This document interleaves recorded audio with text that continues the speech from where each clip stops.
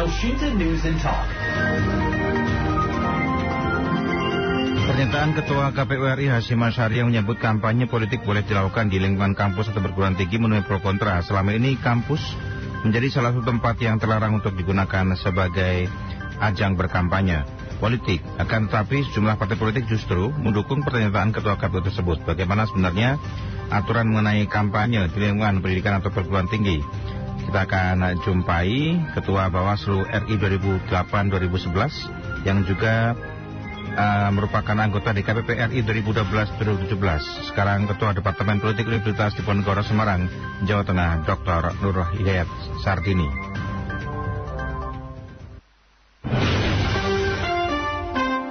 Elshinta News and Talk.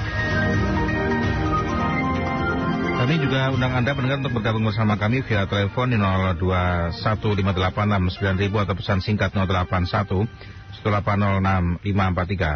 Pak NHS, kalau kita kenal sebenarnya kampus itu merupakan salah satu kawasan yang barangkali netral dari politik ya, tapi kemudian ini diperbolehkan. Ada pro kontra sebenarnya. Bagaimana sebenarnya melihat hal ini, Pak NHS?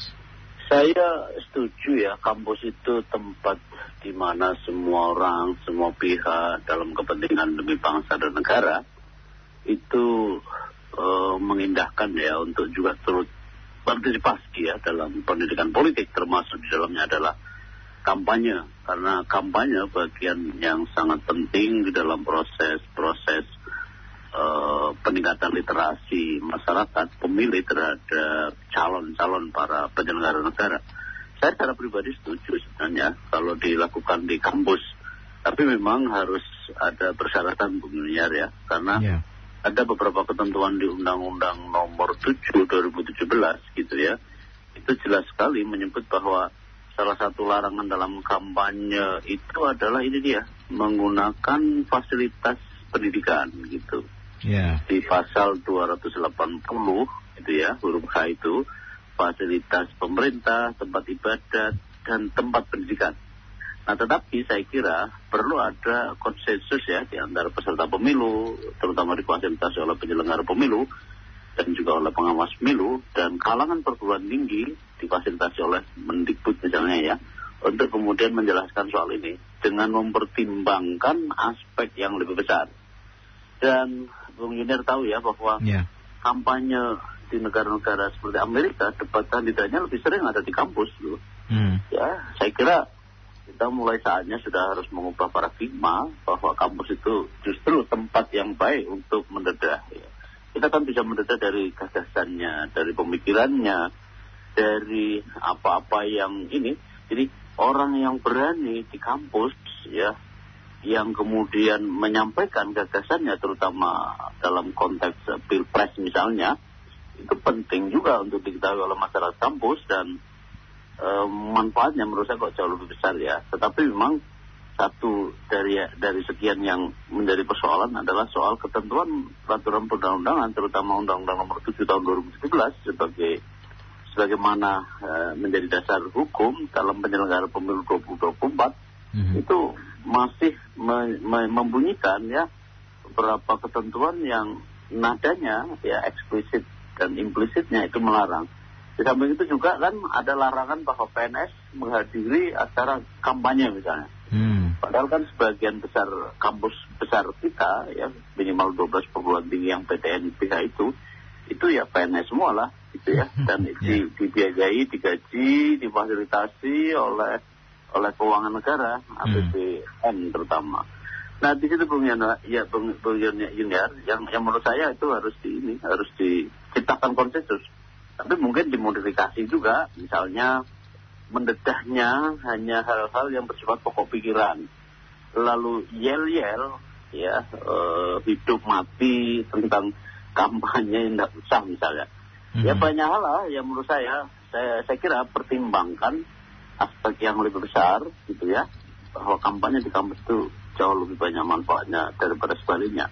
Karena mahasiswa maupun aktivitas akademika lain perlu juga mendengarkan mau dibawa kemana arah nih Republik ini ya, jika mereka peserta pemilu itu memenangkan pemilu gitu. Oke, artinya sebenarnya bisa dikatakan begini ya, bisa dilakukan model-model kampanye atau debat terbuka di kampus asal kemudian tidak ada unsur-unsur sosialisasi partai politik ya, simbol semisal bendera partai, kemudian gambar-gambar calon semisal ataupun kemudian juga kalau semisal tidak bisa dilakukan di kampus negeri, mungkin kampus swasta menjadi alternatif Pak NHS. Iya bisa juga. Tapi saya rasa kampus sentral kampus di Indonesia kan tampaknya masih didominasi oleh kampus-kampus yang berbasis APBN ya, negeri ya. Saya rasa nggak apa-apa. Kan orang kampus juga nggak akan terpengaruh kok kalau yel-yel gitu. Hidup ini, hidup itu gitu ya. Nggak. Saya rasa pada pemikirannya, kita kan ingin perkaya juga supaya masyarakat kampus tidak imun dari hal-hal yang berbau politik, yang punya nilai maslahah untuk ke depan. Kan begitu. Dan memang setuju tadi, mungkin dibatasi ya.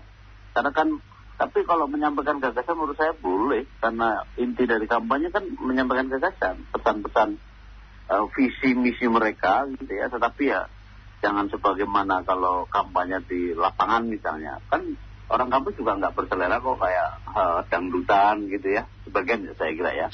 Orang kampus kan juga ada yang kampungan juga banyak. Nah tetapi lebih banyak citranya adalah citra yang mengembangkan gagasan, mengadu gagasan.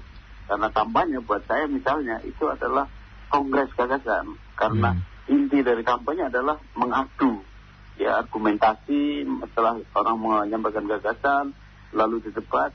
Nah, orang kampus biarlah cari sendiri referensi mana nih dari paslon pilpres ini yang benar-benar yang diyakini akan membawa ke arah yang lebih baik misalnya begitu.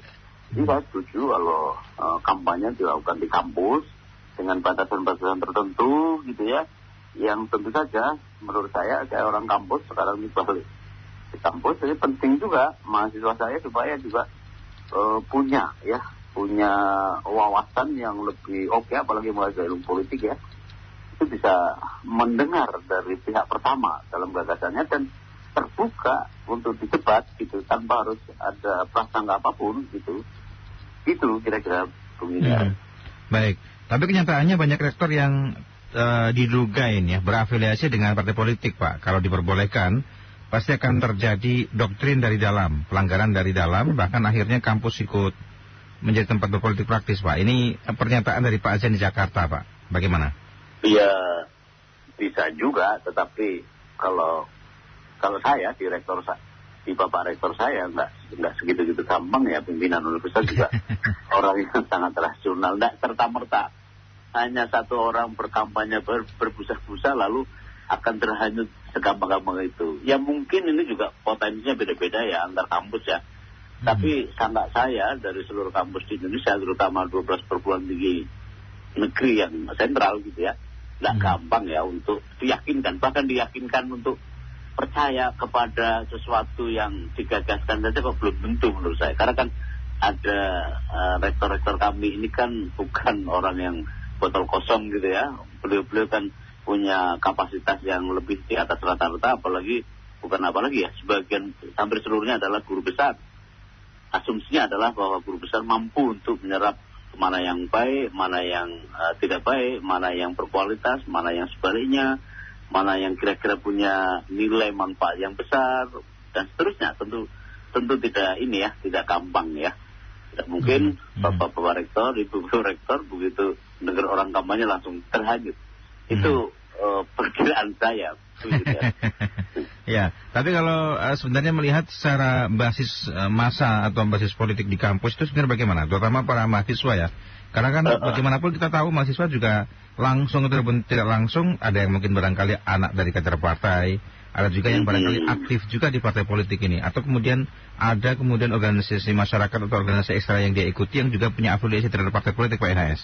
Iya, wajar kalau ada pandangan begitu ya. Tetapi bagi saya orang kampus ini melihat mereka mahasiswa sekalipun ya, saya tahu ya ada begitu banyak yang bisa memetakan antar mahasiswa, kelompok A, kelompok B dan seterusnya.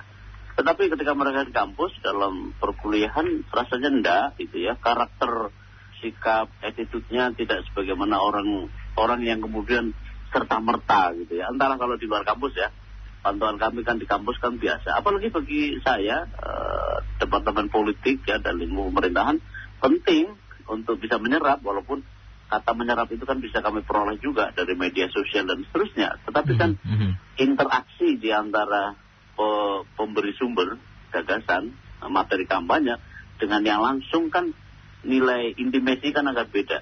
Kalau kemudian calon presiden misalnya, tapi mungkin juga pilihan ya untuk calon legislatif mungkin dibatasi gitu ya. Karena kan banyak tuh, tetapi dibatasi aja pada pilpres misalnya. Itu misalnya ya. Atau diatur sesuai dengan fakultas. Karena kan juga mahasiswa tidak seluruhnya ya peduli sama politik. Tapi khusus untuk mahasiswa kami itu di ilmu politik, visi Undip ya. Itu jelas sekali kalau sangkaan saya dari mereka ngobrol dan seterusnya penting untuk dan terbuka gitu, di debat terbuka. Ya, ada moderator pastilah untuk mengatur itu. Tapi mungkin juga dibatasi organisasi mahasiswa atau undangan-undangan khusus, senat, akademi dan seterusnya. Sehingga suasana jadi betul-betul suasana yang ilmiah gitu. Walaupun tidak harus ilmiah banget, tapi sekurang-kurangnya suasana keterbukaan, suasana yang bebas, suasana yang apalah begitu ya. Dan itu dipimpin oleh rektor, pimpinan universitas, sebagai pemandu acara. Saya rasa itu tidak ada masalah. Yang penting kan pesan itu yang tersampaikan. Dan suasana bisa lebih akademis ya ketika debat itu dilakukan di kampus atau kampanye dilakukan di kampus, pasti yang dilakukan adalah yang akan terjadi adalah adu gagasan. Tadi sempat disinggung juga. Berbeda kalau kemudian di kampung, di masyarakat, ya, biasanya malah lebih lebih core-nya lebih dapat konsernya Pak daripada kampanyenya. Betul begitu. Nah kan kami juga malu ya kalau berperilaku tidak sebagaimana status gitu ya. Walaupun mungkin juga ketika di luar. Kan sekarang juga banyak loh doktor, guru besar yang honoris causa ya. Tetapi bagi saya itu kadang-kadang ya masih membawa aslinya kalau dia tidak terbuka. Tentu tidak seluruhnya. Tapi sebagian yang tampak kayaknya karakter sebagai seorang intelektual nggak ngefek ya dengan sandangan guru besarnya, sandangan dokternya. Kan kadang-kadang kan honoris causa ya. Yang suka kami pelajari humoris causa itu. Baik, saya undang mendengar juga Pak NAS ya. Pendengar kami juga undang Anda untuk mendengar dan berbincang bersama kami. Tema kami masih berkaitan dengan bagaimana pendapat Anda berkaitan dengan adanya kampanye politik menjelang pilpres atau kemudian pileg nanti di kampus. Yang dinyatakan kampus ini sebenarnya merupakan tempat yang netral atau ada larangan sebenarnya untuk meletakkan atribut politik di kampus. Tapi kemudian ada wacana untuk adanya kampanye di kampus. Anda bisa berbincang bersama kami, silahkan via telepon 021 5869 di WhatsApp 081 180 543. Saya bacakan dari Pak Jaya menyampaikan ini. Selama ini swing voters kebanyakan memang dari kaum akademis. Mungkin karena mereka merasa belum tersentuh oleh para pemimpin. Mungkin gagasan ketua KPU tersebut bisa jadi jalan untuk mengatasi golput, Pak. Memang benar ya? Golput itu malah dari kampus atau bagaimana? Ini apalagi kan Pak Ketua KPU RI ini kan berasal dari kampus kami, itu Pak Hashim. Ya, dari Undip juga ya. Punya reputasi panjang dalam penyelenggaraan pemilu gitu ya. Sebagian separuh diantaranya pernah bersama saya pada status yang berbeda ya. Punya visi Pak Hashim itu dalam kaitan dengan ini, tentu dia kan juga nggak sembarang ya untuk menggagas itu. Dan memang harus ada jembatan. Jembatan itu ialah satu diantaranya adalah kampus. Cuma saran saya memang KPU ada baiknya juga berkoordinasi dengan Kementerian Pendidikan dan Kebudayaan untuk mengatur itu. Sehingga misalnya surat edaran atau surat misalnya pedoman kampanye di kampus itu penting supaya tidak menimbulkan komplikasi. Karena ini kita belum lihat bagaimana sikap Bawaslu kan. Kalau kecenderungan Bawaslu sama seperti saya pada saat menjadi ketua Bawaslu atau pengawas pemilu, itu memang apa yang dibunyikan di undang-undang ya itulah yang harus dilaksanakan. Misalnya tempat ibadah, tempat pendidikan, fasilitas pendidikan. Ini semua kampus ini kan jelas area pendidikan. Tidak ada yang tidak dibiayai oleh negara untuk kampus negeri ya. Dan kata-kata fasilitas pendidikan itulah menurut saya mesti dirumuskan, ada saling kepemahaman bahwa hal-hal tertentu yang boleh dan tidak boleh. Seperti tadi, tidak perlu pasang baliho gede-gede gitu ya waktu kampus. Biasa aja, cukup satu spanduk di forum acara, kasih minum mineral aja udah selesai gitu, nggak perlu mewah-mewah. Ya, diskusi-diskusi di kampus-kampus barat gitu ya, di Eropa, Amerika. Sama itu biasa itu cuma sederhana itu aja. Tahan dulu Pak NAS, ada pendengar Pak Arya di Bekasi. Pak Arya silakan. Selamat siang Pak, semoga semua sehat selalu, amin. Amin, silakan Pak Arya. Saya sangat setuju dengan ide tersebut. Jadi biarkan partai politik itu digojlok, digodok, diseleksi, disiksa gitu ya, dihina, dimaki di media intelektualitas yang namanya dan diuji. Di kampus gitu ya Pak Arya ya berarti. Sebab saat ini ya partai-partai politik tersebut dalam era demokrasi, di mana demokrasi itu adalah suara terbanyak yang menang pilihan gitu ya. Itu bisa memberikan influence yang dengan cara mudah, entah itu melalui politik uang kah, dangdutan kah, seperti itu ke masyarakat-masyarakat yang kayaknya pesan-pesan politiknya tidak dianalisa ataupun tidak dipahami mendalam oleh masyarakat. Sebab masyarakat lagi tertarik mendapatkan uangnya kah, berasnya kah, ataupun hiburannya daripada makna-makna yang mungkin tersirat ataupun tersurat dalam setiap ucapan dari masing-masing pemimpin partai politik tersebut. Jadi kalau menurut saya biarkan seperti itu di dalam kampus, sehingga mahasiswa yang sudah terdidik bisa melakukan seleksi sesuai dengan kapabilitas mereka masing-masing, untuk kemudian para mahasiswa tersebut menyebarkan info keluar kepada masyarakat mana yang layak dipilih, yang tidak layak dipilih berdasarkan hasil keilmiahan diskusi mereka di kampus. Kami demikian, para mahasiswa tersebut sebaiknya dilindungi dari kemungkinan jeratan hukum jika nanti mahasiswa tersebut menjadi agen-agen distribusi informasi mengenai kapabilitas, kualitas, visi, misi, pilihan dari partai politik mereka tersebut. Demikian kalau menurut saya. Terima kasih. Baik, terima kasih Pak Arya ya. Karena bisa jadi mahasiswa juga kalau saking kritisnya bicaranya kadang antara pikiran dan perkataan, duluan perkataan dan pikirannya Pak. Iya, betul. Silakan namanya.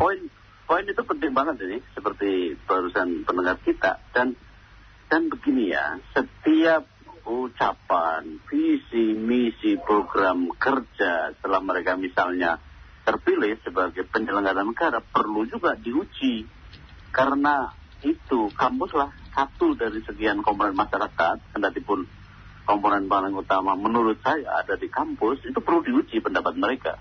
Kenapa? Karena masalah yang diunggahkan, disampaikan, itu kan menyangkut masalah semua bangsa kan, semua rakyat di Indonesia. Nah, baik kalau mereka, dan bagi partai politik pun peserta pemilu juga harus harus mempersiapkan, karena yang dihadapi kan akan beda dengan yang mungkin dalam bentuk-bentuk 9 kampanye yang lain kan. Metode kampanye kan ada 9. Nah, tetapi memang untuk sementara saya setuju saja bahwa itu perlu ada batasan memang. Tidak usah pakai baliho gitu ya, atau begini, karena setiap kali kegiatan kampanye, debat kandidat misalnya, itu kan besar ya, lumayan, tetapi kan ditaruh di kampus kan lebih murah gitu, di auditorium yang begitu luas dan disiarkan secara luas oleh seluruh TV maupun lembaga-lembaga penyiaran yang pada akhirnya akan dinikmati oleh semua orang gitu. Mungkin pikiran saya sama seperti pagelaran kampanye debat kandidat di Pilpres Amerika misalnya, itu kan kebanyakan di kampus. Dan saya rasa itu sepi aja kok pengunjungnya, beberapa orang saja saya kira. Tetapi penyiarannya secara live gitu ya, itu akan jauh lebih hidup gitu. Mungkin ditambah lagi dengan ada on air, ada off air. Misalnya ada yang diberi kesempatan untuk bertanya, mewakili mahasiswa, mewakili guru besar, mewakili mahasiswa di amanat misalnya, dan seterusnya. Mungkin porsinya lebih banyak ke lembaga mahasiswa misalnya, yang sudah punya gagasan. Dan pokoknya adalah bahwa perlu diuji ya, bagi peserta pemilu juga, mereka akan menyiapkan kader terbaiknya yang punya kapasitas intelektual misalnya, supaya gagasan mereka benar-benar diterima. Orang kampus biasanya, menurut saya, pengalaman saya, itu rasional, objektif gitu ya. Ya tentu ada 1-2 yang meletot ada ya. Tetapi menurut saya, karena konotasi kami juga bagian dari masyarakat ilmiah, tentu kan malu kalau tidak sebagaimana status sebagai orang kampus gitu. Dan saya rasa itu poin penting dari gagasan Ketua KPU patut untuk kita pikirkan senyampang. Ini kan kampanye masih jauh ya, Bung Ilir ya. Yeah. Ini kan ada waktu, koordinasilah dengan kementerian gitu ya, karena itu kan kami tunduk pada dikti ya, pendidikan tinggi itu dikti oleh sebab karena itu bagian dari struktur Kementerian Pendidikan ya, maka kemudian perlu ada surat edaran yang membatasi yang boleh dan tidak boleh tanpa mengesampingkan substansi yang kira-kira dapat disiarkan, disampaikan kepada masyarakat kampus yang juga bagian dari masyarakat dari bangsa ini, dari negara ini gitu, sehingga pemilu jadi hidup. Karena pemilu orang kampus kadang-kadang memang ya kadang-kadang ya imun ya terhadap informasi yang seperti ini, dan itu penting. Kan misalnya masalah lingkungan hidup, misalnya departemen kami, departemen Dundip ini misalnya itu kan ada departemen lingkungan, ada departemen kehutanan misalnya, dan macam-macam itu penting buat kami, tidak hanya mahasiswa ilmu politik atau tidak akademika ilmu politik, tapi juga kami kan hampir merata gitu ya, dari setiap disiplin ilmu yang itu relevan, karena materi kampanye kan multi segi ya, multi bidang, multi aspek, evaluasi sosial hankam dan seterusnya. Itu kan sisi pembangunan kan beragam gitu ya, dan kami punya kemampuan untuk menyediakan tukang debatnya, tukang kritisnya gitu, sehingga gagasan dari peserta pemilu bisa diuji di sini, dan manfaat juga bagi partai politik peserta pemilu itu juga untuk bisa juga ikut ya memberi ya, tekanan terhadap gagasan dia, supaya gagasan itu sebelum misalnya mereka jadi pemenang pemilu lalu ada jadi penguasa, mereka akan tahu bahwa ini sudah pernah diuji di kampus-kampus yang ditunjuk dalam kampanye ini, misalnya begitu. Ada lagi WhatsApp dari Pak Dahono di Basuki, Pak Dahono Basuki di Tebet, Jakarta Selatan. Saya bacakan Pak NAS. Saya kurang setuju jika kampanye dilakukan di kampus karena banyak melanggar peraturan kampanye yang ada. Apa guna gerakan mahasiswa yang sudah ada, misalnya HMI, GMNI, dan gerakan mahasiswa keagamaan lainnya. Belum lagi komunitas-komunitas mahasiswa yang berafiliasi dengan partai politik. Yang harus dibenahi adalah materi kampanye, dan yang harus berkampanye itu untuk rakyat, bukan untuk kelompok cendekiawan saja. Rakyat akan makin tersingkir dan tidak mendapatkan tempat kalau hanya di kampus, katanya begitu. Bagaimana tanggapannya ya, PNS? Poinnya kan sebenarnya ingin meninggikan frekuensi dalam berkampanye. Ya. Semangatnya adalah ingin memperluas segmen masyarakat, tanpa kemudian harus ditarik bahwa ketika di kampus lalu yang penyelenggaraan kampanye di tempat lain dihapuskan, kan enggak. Ini kan dikonotasi sehingga saya menyangka bahwa Elvinta menganggap topik ini kan agak menarik, karena selama ini kan dalam bayangan sebagian orang, entahlah sebagian besar atau sebagian kecil, itu mengatakan bahwa kampus itu kan kurang lah ya gaul dalam politik gitu. Nah, karena itulah kemudian penting untuk memberi tekanan bahwa kampanye di kampus kenapa enggak gitu.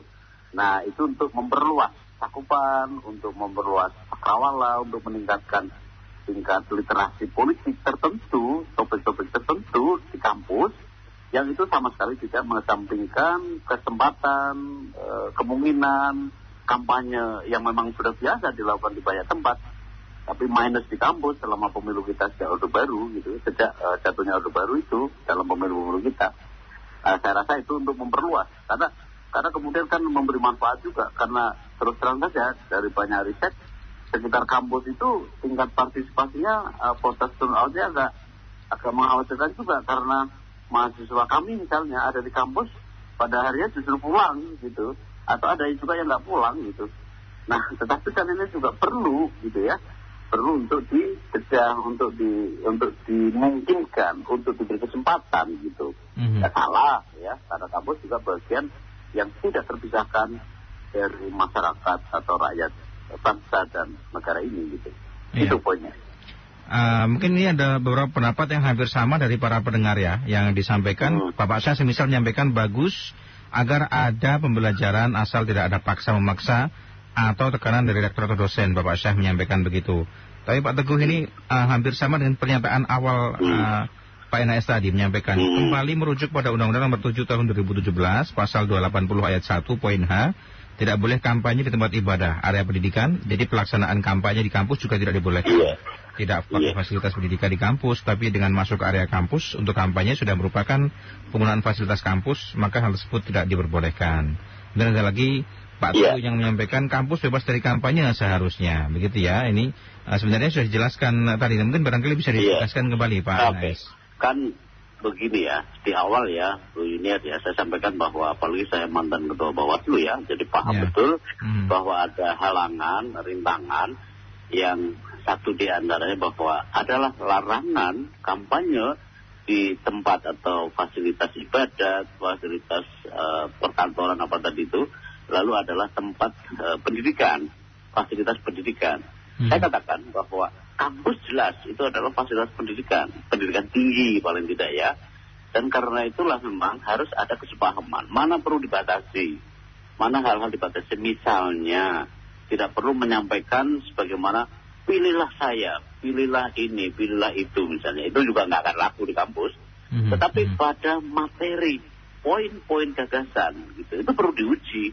Partai politik selama ini kan menurut saya tidak ada pengujian gagasan. Yang ada adalah pada perdebatan di undang-undang. Pada saat pembuatan undang-undang, kebijakan kalau dia menjadi penguasa. Nah, tidak salah untuk meninggikan frekuensi pengujian terhadap satu gagasan. Kenapa enggak? Ya kan, bahwa kemudian ada larangan, ya tentu harus ada koordinasi KPU dengan Bawaslu, bahwa dalam kaitan dengan ini bisa sebutlah tidak sebagaimana di undang-undang itu, kan bisa. Tetapi pertimbangannya adalah pertimbangan perluasan segmentasi pemahaman untuk kepedulian terhadap pemilu ya, lebih khususnya. Tetapi jauh di atas itu adalah karena pemilu juga event dalam cara bagaimana negara ini akan diarahkan ya, melalui rekrutmen peserta pemilu, partai politik, peserta pemilu, presiden dan wakil presiden, itu penting. Kan enggak mengubah apapun gitu ya. Ya saya rasa begitu, karena tidak serta-merta sebagaimana kampanye di kebanyakan tempat dengan 9 metode kampanye itu. Tapi mungkin ini dibatasi misalnya debat caleg, ya debat presiden wakil presiden, debat calon perseorangan gitu ya, yang tentu saja punya nilai cita rasa tersendiri dalam pelaksanaannya, tidak sebagaimana yang lain. Maka sejak awal saya bilang bahwa ini ada problem ada di undang-undang. Undang-undang itu kan bukan huruf mati juga, itu dibuat oleh mereka yang punya hasrat untuk membangun negeri ini dengan baik, gitu aja. Sebenarnya masih banyak juga pendapat masyarakat yang pendengar ya, yang menyampaikan juga tidak setuju adanya kampanye di lembaga pendidikan dan juga tempat ibadah yang tetap netral. Seperti Pak Tony, kemudian juga ada lagi Pak Saiful begitu ya. Tapi yang menyampaikan yang lain, semisal Pak Sutarno menyampaikan lembaga pendidikan hanya memberikan pendidikan berdemokrasi namun tidak berpolitik. Boleh saja asal semua partai diberi akses ke kampus. Mungkin begini, perlu diluluskan juga Pak NAS definisi kampanye itu apa, agar kemudian jelas. Karena mungkin gambarannya masyarakat kampanye itu adalah kan aksi untuk melakukan sosialisasi atau kemudian memberikan intinya komunikasi politik yang dilakukan untuk meyakinkan voters pada partainya. Kira-kira begitu.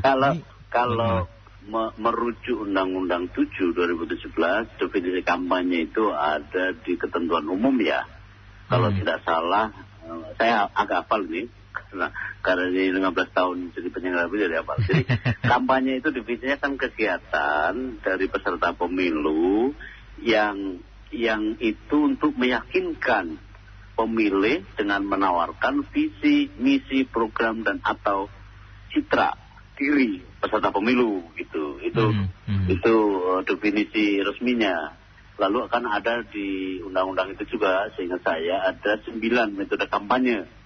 Tapi mungkin tidak seluruhnya itu digelar. Tapi hal-hal misalnya kayak debat pasangan calon ya kita batasi.